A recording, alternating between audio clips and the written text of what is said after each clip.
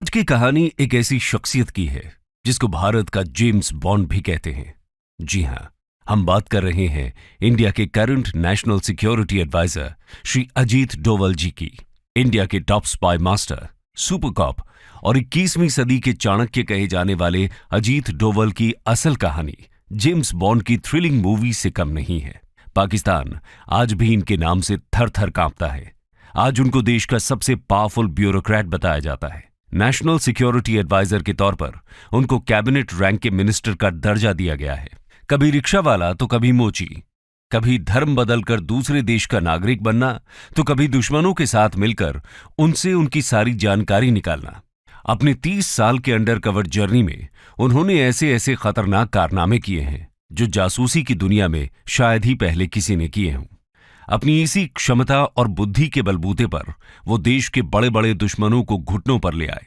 आज उनकी उम्र 77 साल हो चुकी है, लेकिन जब भी हम उनको टीवी या किसी इवेंट में देखते हैं तो आज भी वो उतने ही फिट और एक्टिव दिखाई पड़ते हैं।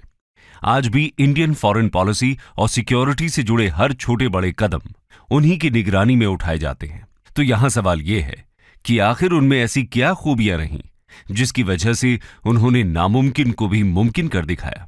आज की वीडियो में हम अजीत डोवल की जीवनी के साथ साथ उनसे जुड़ी कुछ अहम खूबियां और किस्से कहानियों की चर्चा करेंगे। तो आइए बिना देर किए इस डिस्कशन को आगे बढ़ाते हैं। Early life. दोस्तों, साल था 1945, तारीख 20 जनवरी।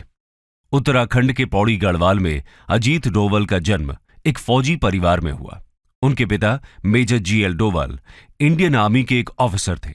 उनकी शुरुआती पढ़ाई भी एक आर्मी स्कूल से ही हुई थी। अपनी कॉलेज की पढ़ाई उन्होंने अजमेर मिलिट्री स्कूल से की। 22 की उम्र में उन्होंने यूनिवर्सिटी ऑफ आगरा से इकोनॉमिक्स में मास्टर्स की डिग्री हासिल की। मास्टर्स खत्म करते ही उन्होंने यूपीएससी का एग्जाम दिया और पहले ही अटेम्प्ट में उसको क्वालिफाई कर इंडियन पुलिस सर्विस को ज्वाइन कर लिया। इस बात से आप अंदाजा लगा सकते हैं कि अजीत डोवल पढ़ने में शुरुआत से ही काफी शार्प थे। 1968 में उनकी पहली पोस्टिंग केरला काडर में एएसपी के तौर पर हुई। खैर, संयोग की बात यह है कि उनकी पोस्टिंग के कुछ ही समय बाद केरला में एक बेहद अनफॉर्चुनेट घटना हुई। असल में 28 दिसंबर 1971 को केरला के थलासेरी गांव में हिंदू और मुस्लिम कम्युनिटीज के बीच कुछ रूमर्स को लेकर कम्युनल टेंशन्स बढ़ने लगी। 1972 के फर्स्ट वीक तक आते आते इन टेंशन्स ने एक फुल ब्लोन हिंदू मुस्लिम राइट्स का रूप ले लिया। पूरे इलाके में तनावपूर्ण स्थिति थी। दोनों तरफ से वायलेंस, लूटपाट और चोरी चकारी बढ़ती ही जा रही थी। हालात को काबू से बाहर निकलता देख देश के तत्कालीन होम मिनिस्टर के करुणाकरण एक ऐसे पुलिस पर्सनल की तलाश करने लगे जो इन राइट्स को कंट्रोल कर सके। कुछ ही समय के अंदर अंदर एएसपी के पद पर कोट्टयम में तैनात एक यंग और स्मार्ट पुलिस ऑफिसर यानी अजीत डोवल होम मिनिस्टर करुणाकरण की नजरों में आ गए। अजीत डोवल को सर्विस में आए अभी 3 साल भी नहीं हुए थे, लेकिन उनके कामकाज से उनके चर्चे अभी से ही दूर दूर तक फैलने लगे थे। उनके सीनियर्स ये जान चुके थे कि उनमें कुछ तो बहुत खास है। इसी के चलते करुणाकरण उन दंगों को काबू में लाने के लिए अजीत डोवल को चुनते हैं। बस फिर क्या था, अजीत डोवल ने कुछ ही दिनों के अंदर अंदर दोनों कम्युनिटीज के लोगों को समझाकर न सिर्फ इन दंगों को शांत किया, बल्कि उन लोगों पर अपना ऐसा जादू चलाया कि वो लोग एक दूसरे के लुटे हुए सामान को भी वापस करने के लिए राजी हो गए। यानी जो काम पूरे स्टेट की पुलिस नहीं कर पा रही थी, वो अजीत डोवल ने खुद अकेले ही कुछ ही क्षणों में कर दिखाया। उनके इस पराक्रम के चर्चे केरला से लेकर दिल्ली तक होने लगे। देखते ही देखते अपने इसी हुनर की वजह से वो दिल्ली में बैठे इंटेलिजेंस ऑफिसर्स की नजरों में आ गए और तभी उन्हें सेंट्रल सर्विसेज के लिए केरला से दिल्ली बुला लिया गया। दिल्ली में उन्हें सेंट्रल इंटेलिजेंस एजेंसी आईबी यानी इंटेलिजेंस ब्यूरो में डेप्यूटेशन के लिए भेज दिया गया। इसके साथ ही उन्होंने इतनी कम उम्र में जासूसी की दुनिया में कदम रखा और यहीं से एक यंग आईपीएस ऑफिसर का इंडिया का स्पाई मास्टर बनने का सफर शुरू हुआ। आइए अब उनके इस रोमांचक सफर पर एक नजर डालते हैं। The life undercover. तो दोस्तों, लगभग 7 साल की पुलिस सर्विस के बाद अजीत डोवल आईबी में नियुक्त हो जाते हैं। शुरुआत में कुछ समय के लिए उन्हें कुछ डेस्क वर्क सौंपा जाता है। इत्तेफाक की बात है 1970s में इंडिया के नॉर्थ ईस्ट रीजन में इंसर्जेंसी का माहौल था। वहां के स्टेट्स खुद के लिए एक इंडिपेंडेंट नेशन की मांग कर रहे थे। अगर बात करें मिजोरम स्टेट की, तो वहां एक सेपरेटिस्ट लालडेंगा की लीडरशिप के अंडर इंस्टेबिलिटी अपने पीक पर थी। ये वहां अपनी एक अलग पैरेलल सरकार चला रहे थे। मिजो नेशनल फ्रंट मिजोरम को इंडिया से अलग करने की मांग कर रहा था। दिल्ली में बैठी इंडियन गवर्नमेंट के लिए यह सिचुएशन बहुत नाजुक थी। ऐसे में आईबी ने यह तय किया कि उनका कोई ऑफिसर मिजोरम जाकर इन इंसर्जेंट्स को शांत करने की कोशिश करेगा। लेकिन सवाल था कि यह करेगा कौन?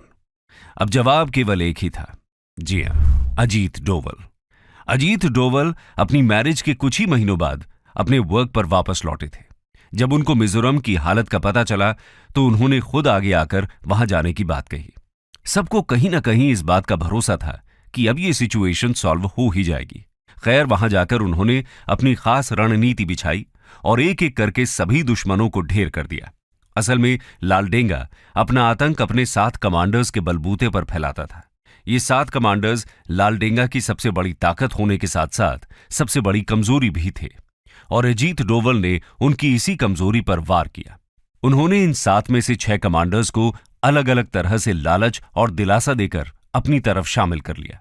यहां लालडेंगा को जब ये पता चला कि उसकी असल पावर तो उसके हाथों से जा चुकी है, तब उसको भारत सरकार के आगे घुटने टेकने ही पड़े। कुछ समय बाद लालडेंगा और भारत सरकार के बीच पीस टॉक्स कराई गई। इसी के साथ मिजोरम के सेपरेटिस्ट मूवमेंट को खत्म किया गया। वहां चुनाव करवाए गए और आखिरकार अजीत डोवल का यह मिशन कामयाब रहा। मिजोरम के इंडिया के साथ सक्सेसफुल एक्सेशन में अजीत डोवल के इमेंस कंट्रीब्यूशन के चलते उनको प्रेसिडेंट्स पुलिस मेडल से नवाजा गया। इतने कम सर्विस ईयर्स में अजीत डोवल ऐसे पहले ऑफिसर थे जिनको इस पदक से सम्मानित किया गया। खैर, मिजोरम के बाद ऐसा ही कुछ सिक्किम में भी हुआ। सिक्किम तब तक इंडियन यूनियन का पार्ट नहीं बना था। सिक्किम के राजा इंडिया के साथ एक्सेशन नहीं करना चाहते थे, लेकिन एक बार फिर अपनी चाणक्य नीति से अजीत डोवल ने सिक्किम को इंडियन यूनियन के साथ सक्सेसफुली मर्ज कर दिखाया। खैर, 1970s के एंड तक आते आते नॉर्थ ईस्ट की सिचुएशन तो कुछ स्टेबल हो चुकी थी, लेकिन अगले दशक में पंजाब में कुछ नई टेंशन्स उबाल ले रही थी। पंजाब में खालिस्तानी मिलिटेंट्स अपने अलग देश खालिस्तान की मांग करने लगे। मिलिटेंट्स के गुट अमृतसर के गोल्डन टेम्पल को अपना सेफ शेल्टर बनाकर पूरे शहर में आतंक फैलाने लगे। चीजें काबू से बहुत ज्यादा बाहर होने लगी। 1984 तक आते आते ऑपरेशन ब्लू स्टार की नौबत आ गई। इंडियन मिलिट्री पर्सनल्स ने गोल्डन टेम्पल को मिलिटेंट्स से मुक्त करने के लिए इस ऑपरेशन को लॉन्च किया और उन मिलिटेंट्स को वहां से खदेड़ दिया। लेकिन इस ऑपरेशन के बाद भी गोल्डन टेम्पल पूरी तरह मिलिटेंट से मुक्त नहीं हुआ था। इस प्रॉब्लम का पूरी तरह सफाया करने के लिए 1988 में ऑपरेशन ब्लैक थंडर लॉन्च किया गया और इस ऑपरेशन में अजीत डोवल की बेहद अहम भूमिका रही। आपको जानकर हैरानी होगी कि इन बचे हुए मिलिटेंट्स की जानकारी निकालने के लिए उन्होंने एक रिक्शा पुलर का भेष बनाया। इतना ही नहीं, इस भेष के साथ उन्होंने उन मिलिटेंट्स पर ऐसा जादू चलाया कि वो ये मानने के लिए तैयार हो गए कि ये रिक्शा पुलर एक पाकिस्तानी इंटेलिजेंस ऑफिसर है जो उनकी मदद के लिए वहां आया है। बस फिर क्या था, इसी बात का फायदा उठाकर उन्होंने उन मिलिटेंट्स के साथ गोल्डन टेम्पल के अंदर रहकर उनकी हर छोटी बड़ी जानकारी इकट्ठा की और इंडियन आर्मी को सौंप दी। इसी जानकारी के आधार पर ऑपरेशन ब्लैक थंडर लॉन्च किया गया और अजीत डोवल इसको पार लगाने में कामयाब रहे। इसके अलावा अगर हम बात करें पाकिस्तान की, तो ये शायद अजीत डोवल के वर्क फ्रंट का सबसे क्रूशल प्रोजेक्ट रहा। जैसा कि हम सब जानते ही हैं, 1972 में इंडिया ने अपना फर्स्ट न्यूक्लियर टेस्ट कंडक्ट किया। ये टेस्ट सक्सेसफुल होते ही पाकिस्तान मानो तिल मिला गया। इसके तुरंत बाद पाकिस्तान के nuclear scientist doctor AQ Khan ने पाकिस्तान न्यूक्लियर प्रोग्राम को डेवलप करने के लिए चाइना और फ्रांस से मदद मांगी। फ्रांस को जैसे ही पाकिस्तान के एंटी इंडिया एम्बिशंस की भनक लगी, वैसे ही वो उस प्रोग्राम से पीछे हट गया। लेकिन चाइना ने पाकिस्तान का हाथ नहीं छोड़ा। उधर नॉर्थ कोरिया भी पाकिस्तान के न्यूक्लियर प्रोग्राम में उसकी मदद कर रहा था। जैसे ही इस चीज की खबर इंडियन PM इंदिरा गांधी को लगी, उन्होंने पाकिस्तान की इन सभी गतिविधियों को ट्रेस करने के लिए अपना स्पाई नेटवर्क पाकिस्तान और चाइना में बिछा दिया। अजीत डोवल को पाकिस्तान भेजा गया। वो एक बेगर यानी भिखारी का भेष बनाकर पाकिस्तान के काहूता शहर पहुंच गए। इनको शक था कि यहां खान रिसर्च सेंटर नाम के इंस्टीट्यूट के अंदर पाकिस्तान का न्यूक्लियर प्रोग्राम चल रहा है। वो इस सेंटर के बाहर बैठकर यहां आने जाने वाले सभी साइंटिस्ट्स को ट्रैक करने लगे, लेकिन उससे उनको यहां पर चल रही न्यूक्लियर प्रोग्राम्स का कोई पुख्ता सबूत हासिल नहीं हुआ। तो उसके बाद ये उस बार्बर की शॉप पर गए जहां से वो साइंटिस्ट बाल कटाते थे। वहां से उन्होंने उन हेयर सैंपल्स को कलेक्ट करके उन्हें इंडिया में टेस्टिंग के लिए भेजा, और टेस्टिंग में यह पता चला कि वो हेयर सैंपल्स न्यूक्लियर रेडिएशंस में एक्सपोज्ड हैं। यानी उनको ये यकीन हो गया कि पाकिस्तान का nuclear programme Khan research centre के अंदर ही चल रहा है। उन्होंने बड़ी चालाकी से उनके न्यूक्लियर प्रोग्राम्स की सभी डिटेल्स निकाली और इंडिया में ट्रांसफर की। उस समय इंडिया में इंदिरा गांधी को रिप्लेस कर मोरारजी देसाई भारत के पीएम बन चुके थे। अजीत डोवल ने उनको ये रिपोर्ट्स देकर पाकिस्तान के न्यूक्लियर प्रोग्राम को डिस्ट्रॉय करने के अलग अलग मेथड्स प्रपोज किए, लेकिन कई पॉलिटिकल रीजंस की वजह से उनको हर बार रिजेक्ट कर दिया गया। यानी इंडिया ने पाकिस्तान के न्यूक्लियर प्रोग्राम पर अटैक तो नहीं किया, लेकिन इतने कॉन्फिडेंशियल प्रोग्राम की छोटी से छोटी जानकारी इंडिया तक पहुंचाने में अजीत डोवल ने जो भूमिका निभाई, उसके बाद पाकिस्तान भी इंडियन इंटेलिजेंस का लोहा मान गया। खैर, इस सबके चलते हुए 1988 में अजीत डोवल को हाईएस्ट गैलेंट्री अवार्ड कीर्ति चक्र से नवाजा गया। आपको बता दें कि अजीत डोवल ऐसे पहले पुलिस ऑफिसर थे जिनको ये मिलिट्री ऑनर दिया गया था। इतना ही नहीं, 1990s में उन्होंने कश्मीर में बढ़ रही मिलिटेंसी को रोकने के लिए भी अपनी इन्हीं सटीक नेगोशिएशन स्किल्स का इस्तेमाल किया। उस दौरान कश्मीर मिलिटेंट्स के आतंक से बेहाल था। अजीत डोवल ने यहां आते ही एक पाकिस्तान द्वारा फंडेड कश्मीरी मिलिटेंट कूका पारे के दिमाग को कुछ इस तरह मैनिपुलेट किया कि जो कूका पारे पाकिस्तान का एजेंट था, वो अजीत डोवल से कुछ ही बार मिलने के बाद पाकिस्तान के खिलाफ भारत की मदद करने लगा। यानी कूका पारे को भी उन्होंने अपनी ओर मिला लिया।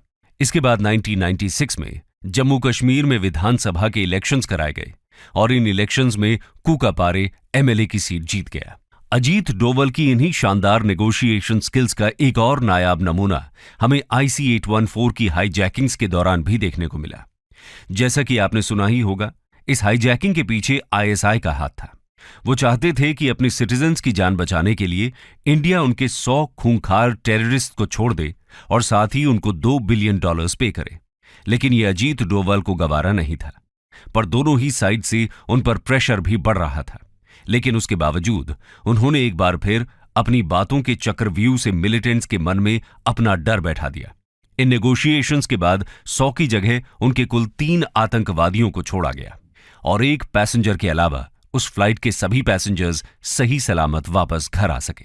तो आप देख सकते हैं कि अपनी हिम्मत और शार्प प्रेजेंस ऑफ माइंड के चलते उन्होंने हाईजैकर्स की टर्म्स और कंडीशंस को बहुत ज्यादा टोन डाउन कर दिया और इसी के साथ उनका ये ऑपरेशन भी सक्सेसफुल रहा। सोर्सेज की माने तो 1971 से 1999 तक इंडियन एयरलाइंस की 15 हाईजैकिंग्स में से हर एक की टर्मिनेशन में अजीत डोवल का एक्टिव कंट्रीब्यूशन रहा।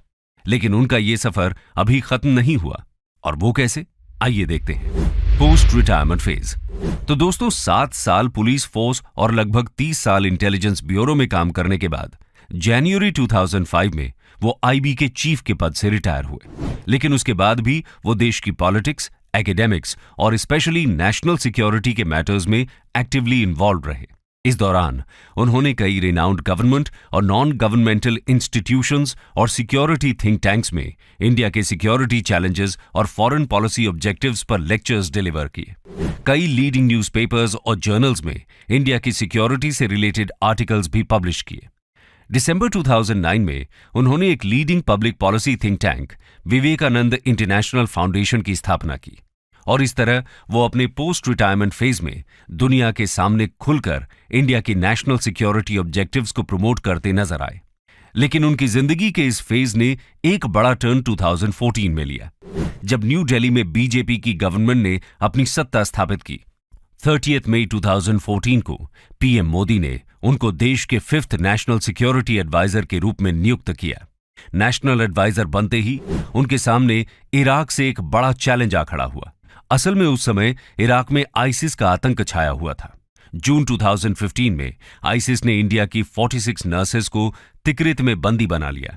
एनएसए बनने के कुल 2 महीने बाद अजीत डोवल बहुत खुफिया तरीके से इराक पहुंचे, वहां उनकी सरकार के साथ कोलैबोरेट किया और कुछ ही दिनों के अंदर अंदर सभी इंडियन नर्सेस को आईसिस के चंगुल से छुड़ाकर इंडिया वापस ले आए। इसके बाद भी पिछले कुछ सालों में पाकिस्तान ने इंडिया पर उड़ी और पुलवामा में 2 खूंखार आतंकी हमलों को अंजाम दिया। इन दोनों हमलों के रिस्पांस में भारत की ओर से जो सक्सेसफुल सर्जिकल स्ट्राइक्स हुई, उन दोनों के मास्टरमाइंड और कोई नहीं बल्कि खुद अजीत डोवल ही थे।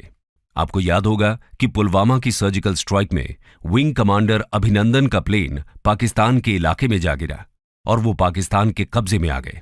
जाहिर है कि पाकिस्तान उनको इतनी आसानी से छोड़ने वाला नहीं था, लेकिन अजीत डोवल ने यहां से अमेरिका फोन घुमाया और वहां से उनके काउंटरपार्ट ने पाकिस्तान पर प्रेशर बनाया और कुछ ही घंटों के अंदर विंग कमांडर अभिनंदन को बाइज्जत इंडिया को सौंप दिया गया। हालांकि पाकिस्तान इसको एक गुडविल जेस्चर का नाम देता है, लेकिन असल में ये सब अजीत डोवल के ही खौफ का नतीजा था। तो दोस्तों, ये वीडियो खत्म तो हो जाएगी, लेकिन अजीत डोवल की वीरता के किस्से कहीं खत्म नहीं होंगे। उनकी जिंदगी की कहानी असल में इतने थ्रिल और रोमांच से भरी हुई है, लेकिन अब तक आप ये अंदाजा लगा ही सकते हैं कि अपने 30 साल लंबे जासूसी के करियर में उन्होंने कैसी कैसी खूंखार परिस्थितियों को अकेले फेस करते हुए पूरे इंडिया की सिक्योरिटी को सर आंखों पर रखा। इस दौरान कई बार बात उनकी जान पर भी बनाई, लेकिन उन्होंने कभी भी घबराकर एक भी कदम पीछे नहीं रखा। बिना डरे, बिना डगमगाए वो अपने मकसद पर हमेशा अडिग रहे। वो बहुत दूरदर्शी हैं, अपने दुश्मनों से कई गुना आगे की सोच रखते हैं। इसीलिए कहा जाता है कि जहां सबकी सोच खत्म हो जाती है, वहां से अजीत डोवल की सोच शुरू होती है।